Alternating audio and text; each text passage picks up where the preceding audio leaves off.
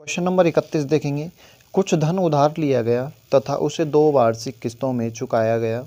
यदि प्रत्येक किस्त का मान 882 रुपये हो तथा ब्याज की दर 5% हो तो कितना धन उधार लिया गया। देखिए दोस्तों, क्या है, किस्तों में चुकाया गया है। किस्त का जो मान है वो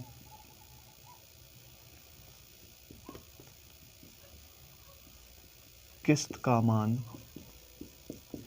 882 रुपये है। दर प्रतिशत है 5% की। टोटल जो किस्त हैं वो 2 किस्त हैं। किस्तों की संख्या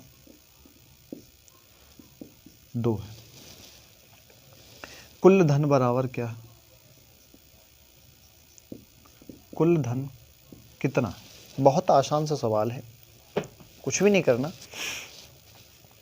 देखिए दोस्तों, किसी के पास कुछ धन था, उसने धन को क्या किया, 882 रुपये की एक किस्त बना दी और 2 किस्तों में उसे चुका दिया। चुकाने पे 5% दर बताई थी उसने कि दर 5% है और 2 सालों में मुझे चुकाना है। तो वो धन कितना है? देखिए दोस्तों, हम पहले क्या करते थे, सिंपल सी बात, पहले हम जो किस्त को मान लेते थे x, उसे ऊपर रखते थे। अगर 5% की दर है तो उसे हम यहाँ पे लिख लेता हूँ।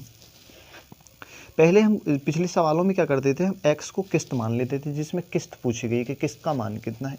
उसके बाद में जो दर दी हुई होती है उसे बढ़ा करके ऊपर लिख देते हैं। जैसे किसी ने 10% दी है तो उसका 11/10 लिख लेते हैं। 10% का मतलब होता है 1/10 और उसमें 10 जोड़ेंगे 11/10। 10 ऊपर चला जाता था प्लस, देखिए पहले मैं बता देता हूँ, प्लस दूसरे साल में क्या होता था, x एक किस्त हो गई, उसमें क्या होता था 11/10। यही संख्या को दूसरे साल की में 2 का स्क्वायर कर दिया करते थे। ये था।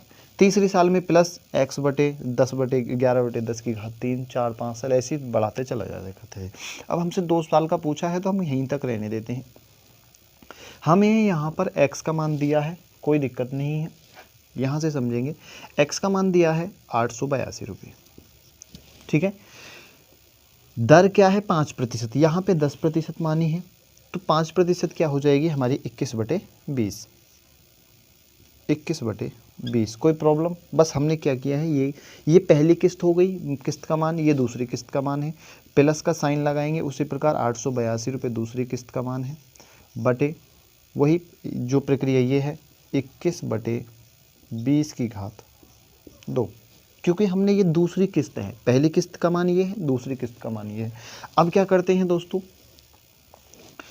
देखिए ये 20 है, ऊपर चला जाएगा तो 882 गुणा 20/21 हो जाएगा, प्लस ये क्या होगा, इसमें 20 की गुणा 20 से होगी, 21 की गुणा 21 से होगी, 20 की गुणा 20 से होगी, 400 हो जाएगा। तो 882 प्लस 400 हो जाएगा, बटे 21 की गुणा 21 से होगी तो ये हो जाएगा हमारा 441, ठीक है।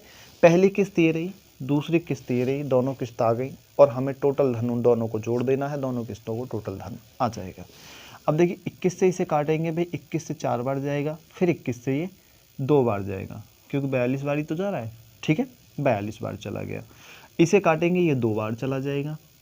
42 की गुणा 20 से करेंगे तो ये हो जाएगा 840 प्लस 400 की गुणा 2 से करेंगे, ये हो जाएगा 800, 800, 800, 1600, 1640, ये हमारा आंसर हो जाएगा।